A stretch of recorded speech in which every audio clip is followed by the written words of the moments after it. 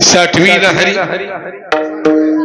लहरी जेही हृदय मंदिरे त्यांची सरली एरधार झाला सुफल व्यापार हरियाला हता मग काहीची भय चिंता त्यांची सरली एरधार झाला सुफल व्यापार तुका म्हणे हरी काही उरो नेदिवरी त्यांची सरली एरधार झाला सुफल व्यापार श्री संतांची माथा चरणा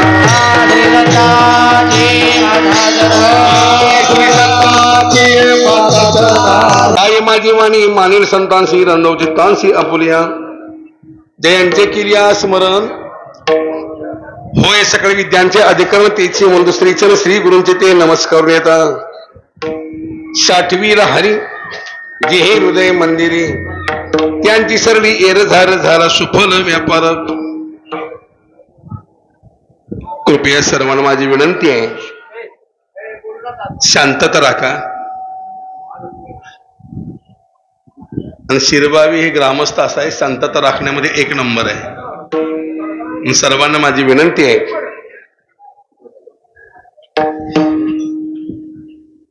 चौबदार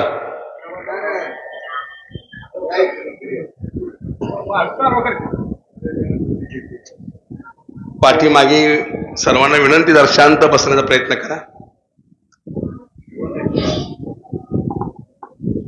श्री योगीराज सद्गुरू भवानगिरी महाराज यांच्या संजीवन समाधी सोहळ्याच्या निमित्तानं चालू असलेला हा अखंड हरनाम सप्ताह ग्रंथराज ज्ञानश्री पारायण सोहळा सर्व ग्रामस्थ मंडळी सर्वांनी प्रेमानं दिलेलं मला आमंत्रण गेल्या वर्षी या दरबारामध्ये मी सेवा करून गेलेलो आहे याही वर्षी येण्याचा योग मला प्राप्त झाला आणि संतांची सेवा ही भाग्याने मिळते इतर सेवा वेगळ्या संतांची सेवा वेगळी हो तरी माझ्या दैवा हे पार नाही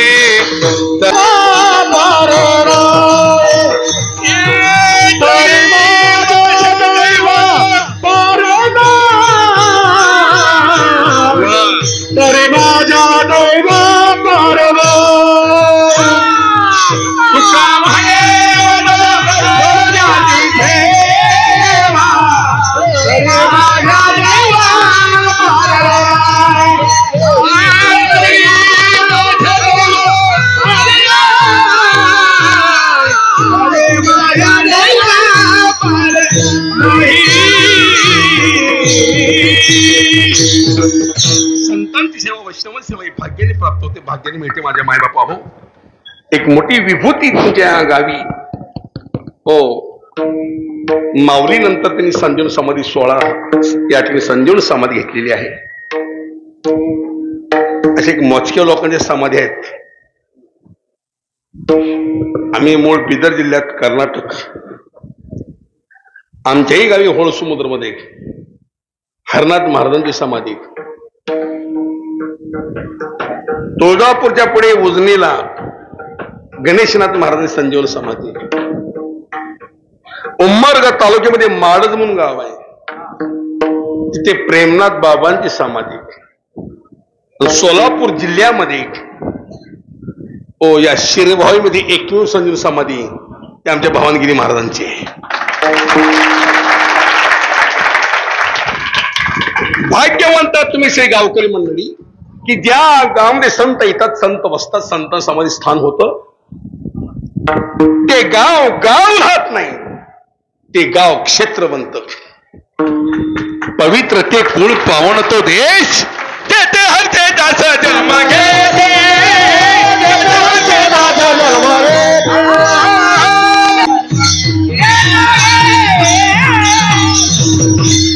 ते गाव राहत नाही ते गाव क्षेत्र बनतं क्षेत्र श्री क्षेत्र शिरभावी हो केवळ या भवानगिरी महाराजांमुळे हो हा जो काया पालट आहे हा जो एवढा मोठा सोहळा आहे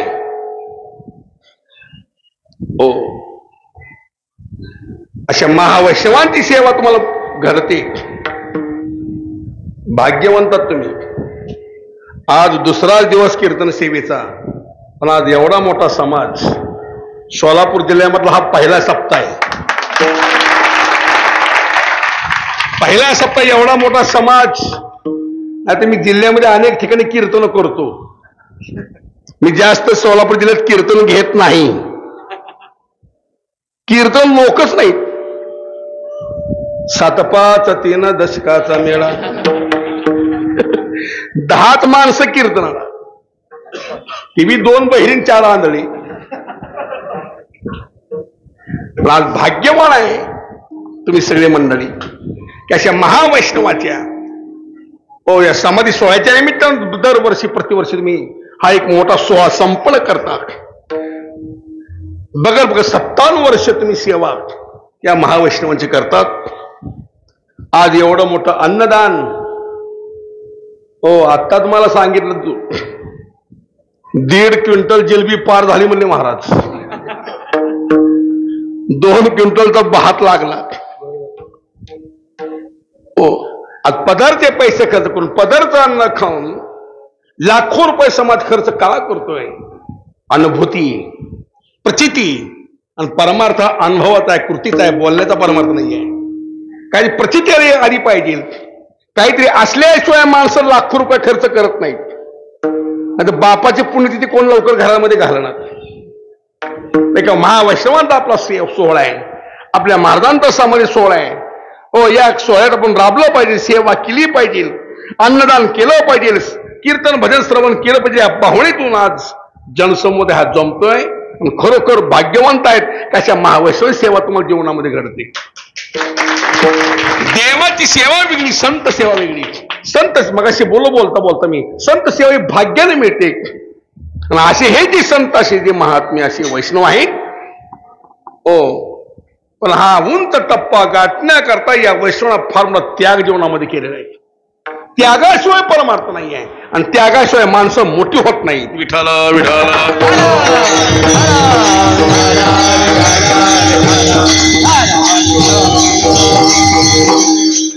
असे सद्गुरू जीवनामध्ये तुम्हाला भेटलेत, भाग्यवंत. गुरूंचा अधिकार फार मोठा आहे परमार्थामध्ये. गुरु नसेल तर परमार्थ शून्य आहे. गुरुविना न भवा कैसा कळे,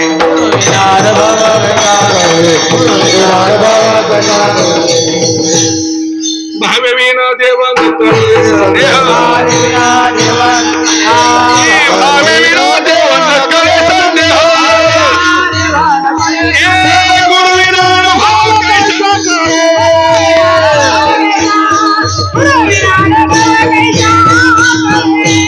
परमार्थामध्ये गुरुशिवाय उद्धार नाहीये. व्यवहारामध्ये गुरु आहे, गुरुची आवश्यकता आहे. नवे जन्मल्यापासून गुरु आहेत. लहानपणी आई वडील आपले गुरु आहेत. शाळेमध्ये गेले की शिक्षक आपले गुरु आहेत. लग्न झालं की बायको आपली ही महागुरु आहे. मरेपर्यंत गुरु आहेत, पण हे गुरु वेगळे. हे संसारात ढकलणारे गुरु आहेत, पण जन्म मृत्यूच्या फेऱ्यातून मुक्त करणारे एकमेव हे सद्गुरू आहेत. जे शाश्वत सुखाची प्राप्ती करून देतात, जे आनंदाची प्राप्ती करून देतात, हे सद्गुरू आहेत. आणि सद्गुरूंचा अधिकार फार मोठा आहे. सद्गुरू हे कोण आहेत? गुरु हा संत कोळीचा राजा, गुरु हा प्राण विसावा माझा,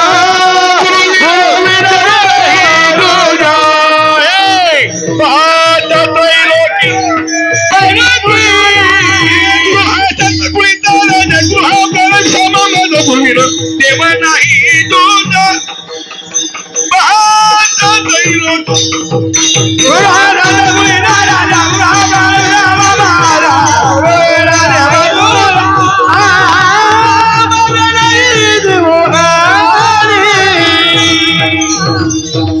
गुरु हे संत कोळीचा राजा आहे. गुरु हा संत कोळीचा राजा, गुरु हा प्राण विसावा माझा, गुरुवीन देव नाही तुझा पाहत रडो की, गुरु हा सुखाचा सागरू. माऊलीचा अभंग आहे, वाचा तुम्ही. असे सद्गुरू, असे महात्मे श्री योगीराज भवानगिरी महाराज यांचा हा सोहळा तुम्ही एवढ्या आवडेल उत्साहाने साजरा करतात. अशा सोहळ्यामध्ये मलाही सेवेचा योग प्राप्त झाला. मी माझं मोठं भाग्य समजतो. कीर्तन सेवेला मी सुरुवात करतो. या अभंगातून तो कोपर आहे. तुम्हा सर्व जीवन सांगते बाबांनो, जीवनातली एरदार संपवायची असेल, जन्म मरण फेरा चुकवायचा असेल, या परंपरेतून या दुःखाच्या परंपरेतून मुक्त व्हायचं असेल, जीवनातली एरधार संपवायची असेल, मी सांगतो त्या मार्गाचा अवलंब करा. पण प्रश्न असा निर्माण होतो, संत माते सांगतात का, सांगण्यावर अट्टास का, प्रयत्न का? याचं उत्तर एक आहे, संतांचा अवतार केवळ जगाच्या उद्धार करताय. कीर्तनात मी नेहमी सांगतो, एक वर्ग असा आहे त्याला यावं लागतं, दुसरा तो वर्ग आहे त्याला आणावं लागतो, आणि तिसरा जो वर्ग आहे तो स्वतःहून येतो. यावं लागतं. तुम्हा सर्व जीवन कर्माचे कमाई भरपूर करून ठेवली, ते कर्म भोग दिल्यावर नष्ट होत नाही, ते कर्म भोगले करता मनुष्याला मृत्यूनगरी जन्माला यावंच लागतं. जन्माला येण्याची 3 कारण आहेत. एक कर्मामुळे जन्म आहे, एक वासनेमुळे जन्म आहे, एक पापामुळे जन्म आहे. जन्मा येणे घडे पातकाचे मूळ, किंवा जन्म घ्यायला लागे वासनेच्या संगे,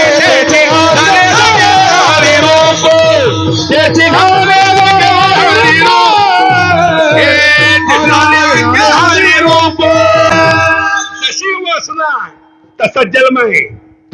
वासनेपुढे 2 प्रकार, शुभ वासना, अशुभ वासना. आता आमच्या ठिकाणी शुभ वासना कुठल्या, सगळ्या अशुभ वासना. वासना एक प्रकारची स्त्री वासना आहे, धन वासना आहे, सत्ता वासना आहे, प्रतिष्ठे वासना आहे, सौंदर्याची वासना आहे, खाण्याची वासना आहे, पिण्याची वासना आहे. या नाशक्या शरीराला किती नटवतोय, किती वेळा थोबडा पावडर फसतोय आम्ही. म्हातारी डंगरी पिकली पांढरी केस लाल करतात. वासना आहे, खाण्याची वासना आहे, पिण्याची वासना आहे. अरे परमार्थामध्ये या सगळ्या वासनेस त्याग करतो जीवनामध्ये. वासनाही समूळ खरोनी करावी. हो, वासनेस त्याग केल्याशिवाय माणसं मोठी होत नाही. वेळ का आमचा वारकरी संप्रदाय. आज 700 वर्षापूर्वी माझ्या ज्ञानोबा माऊलींनी लिहिलेले ज्ञानेश्वरी समाज आज का वाचतोय? काय त्या ज्ञानेश्वरी पार नव्हतंय? का तुकोबल गाथेला पार नव्हतोय? अरे सकाळी वाचला, सकाळी paper, Lokpal paper, Punyanagari paper, Kesari paper असेल, प्रभात पेपर असेल, सकाळी पेपर वाचला की रात्री कचऱ्याच्या डब्यात आहे. पण 700 वर्षापूर्वी ज्ञानेश्वरी समाज आजही वाचतोय. 350-400 वर्षापूर्वी तुकाराम महाराजांनी लिहिलेला गाथा समाज आजही वाचन करतोय. याच्या पाठीमागे संतांचं चारित्र्य आहे. आणि परमार्थामध्ये विद्वत्तेपेक्षा, ज्ञानापेक्षा संतांनी चारित्र्याला फार मोठी किंमत दिलेली. त्याने संभाळ चारित्र्य परमार्थामध्ये ती माणसं मोठी झाली. कारण परमार्थाला प्रतिबंध करणे पुष्कळ विषय आहेत. काम आहे, क्रोध आहे, दंभ आहे, द्वेष आहे, मद आहे, मत्सर, अहंकार. सर्वात जबरदस्त हे 2 विकार आहेत, एक काम आणि क्रोध. काम यश, क्रोध यश, रजोगुण समुद्वा. या श्लोकावर टीका वाचा ज्ञानेश्वर महाराजांची. जेत ज्ञान निरीजे भंग, विषय तरीचे वाघ वचन मार्गीचे महान मालक कामाजी कोतवल याने लागिविले भौतासी. हरिहराची अब्रू घेतो भाई नाही त्याशी. चंदग्नी दुर्वात नारीले महान महान ऋषी. अरे मोठे मोठे संपले या विषयामध्ये. अरे देव म्हणून घेणारे, पण या कामणी देवा तुला काळ फासलं. अरे हजार वर्ष तपश्चर्या केली ऋषी मुनी, पण संपली या विषयामध्ये. अहो काय अडकून बसले तर अजून बाहेर यायला तयार नाही.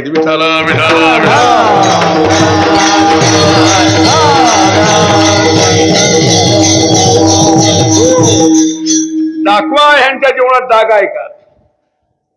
आज भवानगिरी महाराज एवढा 16 विसरला जात आहे. दाखवा यांच्या जीवनात कधी दाग आहे काय? निष्कलंक जीवन आहे महावैष्णवाचं. मुला समाज एवढा जमतोय या ठिकाणी, एवढी सेवा करतोय. ज्ञानोबरांचे जीवन निष्कलंक आहे, तुकोबरांचे जीवन निष्कलंक आहे. उद्या बघा तुम्ही, काल आमच्या दिंड्या गेल्या पंढरपूर पायी चालत. आता आम्हाला वेळ लागलं वारीचा. आळंदी पंढरीच्या वारीचा वेळ प्रत्येक आमच्या वारकऱ्याला लागलेला आहे. उद्या या 10 तारखेला तुकोबरांच्या देहूमध्ये नगरीमध्ये प्रस्थानला. अरे लाखो समाज या उद्या 11 जूनला माऊलींच्या प्रस्थानला आळंदीमध्ये. आळंदी संस्थान, देहू संस्थान तुम्हाला पत्र पाठवत नाही, तुम्हाला फोन करत नाही, तुम्हाला मेसेज करत नाही. आणि पदरचे पैसे खर्च करून, पदरचा अन्न खाऊन लाखो समाज त्यांच्या सेवेला हजर का राहतोय? याच्या पाठीमागे संतांचं चारित्र्य आहे. आयुष्यामध्ये येऊन एकदा आळंदी पंढरीची वारी करा, पायी चालत या, आणि हातपाय चालतात तोपर्यंत या. सगळं संपलं येऊ नका आमच्याकडं. माणसं बी लय हुशार. घरातलं मार्केट डाऊन झालं की मग गिरायक आमच्याकडे आहे. सगळी रिटायर माणसं. आता पंढरपूरला बघा वारीला, कालच्या वारीला एकादशीला केवढी गर्दी होती तुम्ही बघितली. त्या स्मशानभूमीच्या पलीकडे गेली ती बारी. ते मुख्यमंत्र्यांनी एकनाथ शिंदेनी फुकट केले सगळ्याला. 75च्या पुढं फुकट केलं, बायका केल्या सगळ्या हाफ, सगळे हाफ तिकिटाची. माझ्या घरी 5-50 म्हातारे आलते. त्यांना बोलता येत नव्हतं, चालता येत नव्हतं, उठता येत नव्हतं. सगळी डंगरी म्हातारी असली. महाराज आम्ही आलं. सगळा भांगार माल आमच्या भोकांडी. तरुण पळत गेला टिंबुरीला तमाशा बघायला, गेला पिक्चर बघायला सोलापूरला दिल तुझको दिया. आणि म्हातारपणामध्ये येतात हो आता करा म्हणते हरिपाठ, आता करा म्हणते काकडा. आता काकडा बघा पुढच्या पिढीला काकडा पाठ नाही. पुढच्या वारकऱ्यांना सोडा, आम्हा महाराज लोकांना काकडा पाठ नाही. उद्यापासून परीक्षा घ्या महाराज लोकांची. आलेल्या महाराजाला म्हणायचं काकडा मन, हरिपाठ मन, कीर्तन कर. बघा किती महाराज पास होते. ती काकडा असल्या म्हाताऱ्यांकर, ती बी बहिरी 2.5 इकडं 1.5 इकडं. देखीला माय देवा आता कोणते ठाणे मन. तिसरं म्हणते जळो माझे कर्म वाया गेली कटकट. चौथा म्हणते घाली गोटांकर. आणि 5वा म्हणते आरती ज्ञानराजा. पण एक लक्षात ठेवा, हे म्हातारे लोक आहेत म्हणून काकडा जिवंत आहे. माझं वाक्य लिहून घ्या. 10 वर्षानंतर हे माणसं निघून गेली की सप्टेंबर काकडाची कॅसेट लावावं लागल. संपले भजनी लोक, भजनावरचं प्रेम संपलं. शाबास, काकडा सुरू झाला.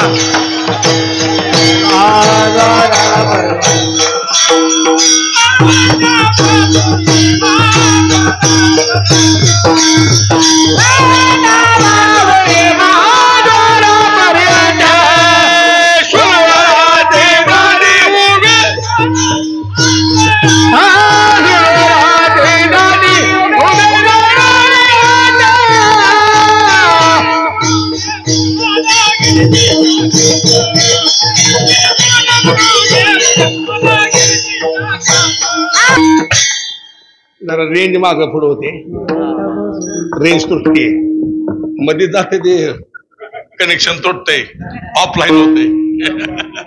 वाळवंटापासून महाद्वारापर्यंत याचं द्रुपद काय त्रिशूळ डमरू घेऊन आला गिरजेत कांदोय. हे द्रुपद हेच आहे. वाळवंटापासून महाद्वारापर्यंत सुरवाराची मांदी. असू द्या, काकडा म्हणजे की काकडा सुरू केला बिचाऱ्याने. पण आज हे लोक आहेत म्हणून काकडा जेवण त्या पहाटेचा, नाही तर सगळं काकडा संपला होता माझ्या मायबाबा. लक्षात ठेव.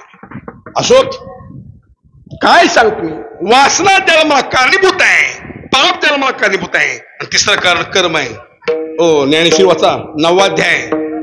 अगा कर्म नाही उलावे ते सुखदुःखी फळावे तया ते भोगावया यावे ते हाय का. ते कर्म भोग न करता मनुष्याला मृत्यू नगरी ज्याला मला यावंच लागतं. कर्म चुकत नाही. मोठ्या मोठ्याला कर्म चुकले नाहीत. हो, काही मंडळी आम्हाला बोलतात महाराज तुमचं कर्म तुम्हाला चुकवता येत नसले पण आमचं कर्म आम्ही चुकू. आमच्यापाशी मोठी मोठी वसिले. वशिला कुठपर्यंत आहे? त्या मंत्र्यापर्यंत. त्या मंत्राविषयी त्यांच्या भोगत्याला चुकले का?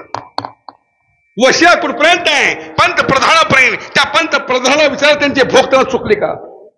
देशाची पहिली महिला पंतप्रधान इंदिरा गांधी.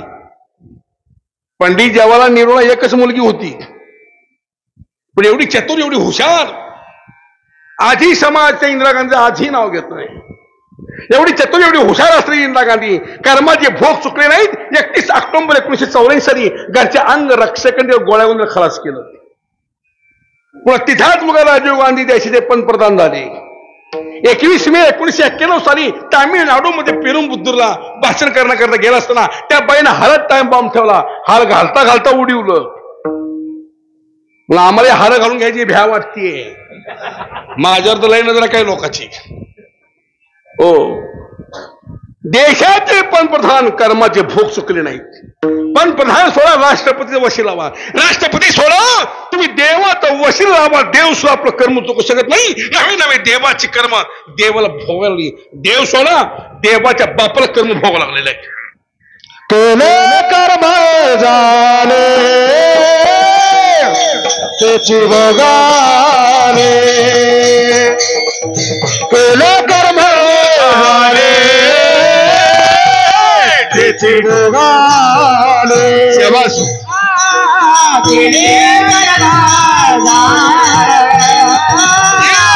त्याची भोगाले,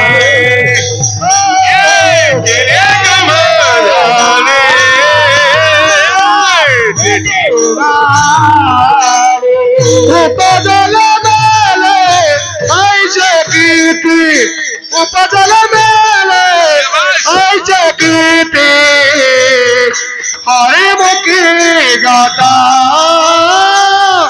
हर फली चिंता, हरि मुखी गाता हर फली चिंता.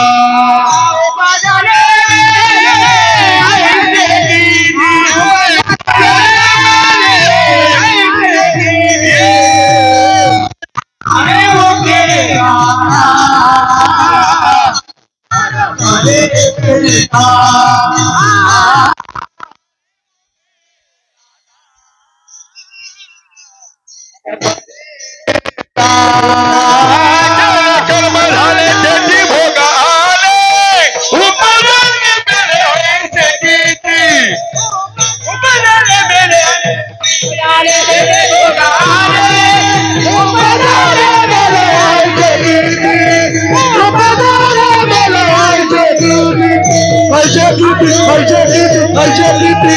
कर्माचे भोग देव अधिकरण चुकलं नाही. देव स्वकर्मानं बांधलेला आहे. हो, माऊलीत एक प्रसिद्ध अभंग आहे. कुणाला कर्म कशी कशी भोगावी लागली याची यादी ज्ञानेश्वर महाराजांनी एका अभंगात दिली. त्या अभंगात सुरुवात आहे, परीशी गवारा सादर कर्मे निरोनाली सकर भिल्ले विंदिले शर्म झाला पूर्ण रसराय कर्मे मनमत झाला से राग कर्मे सगळा अभंग वाचून घ्या. कर्मे दशरथ योगी मेला, कर्मे श्रीराम वनवासा गेला, कर्मे रावण क्षय पावला वियोग घालला सीतादेवी. ओ दशरथ राजा पुत्र पुत्र करता मरावं लागलं. श्रावणाच्या आई बापा शाप होता. जो पाय सिंहासनावर पडायचा तोच पाय वनाच्या रस्त्याला लागला. काय मुहूर्त पाहिला नव्हता? काय मुहूर्त पाहणा कुठला भडवून जेवता का? मुहूर्त पाहणारे कोण होते? कुलगुरू वशिष्ठ मुनी. वशिष्ठ मुनीने मुहूर्त कळून सुद्धा भगवंताला वनवासाला काळ द्यावं लागलं. कर्म आहे, कर्म चुकलं नाही. पद्मपूर्ण होता. पद्मपूर्णामध्ये फार सुंदर कथा आली. नरसिंह अवतारामध्ये ते हिरण्यकश्यपूने त्या प्रल्हादाला अनेक प्रयत्न मारण्याची. प्रल्हाद मारता मरत नाही. शेवटी हिरण्यकश्यप विचारला, रे प्रल्हाद, हा अरे मी तुला एवढी मारणे प्रयत्न करतो, तू का मरत नाही? तो वाचवणारा कोण आहे? प्रल्हाद म्हणतो, बाबा ज्यांनी तुम्हाला जेवण ठेवलं तो देव वाचवतोय, ही शक्ती वाचवते. देव आहे कुठे? प्रल्हाद म्हणतो, माझा देव नाही कुठं. तो नाही ऐसा ठाऊ रासे कवन सर्वत्र संपूर्ण गगनदशी. तो नाही अशी जागा नाही. खांबामध्ये आहे खांबामध्ये. खांबामध्ये आहे म्हटल्या बरोबर जवळ हिरण्यकश्यप खांबावर लात मारली. खांबावर लात मारले दुर्जन, खांबावर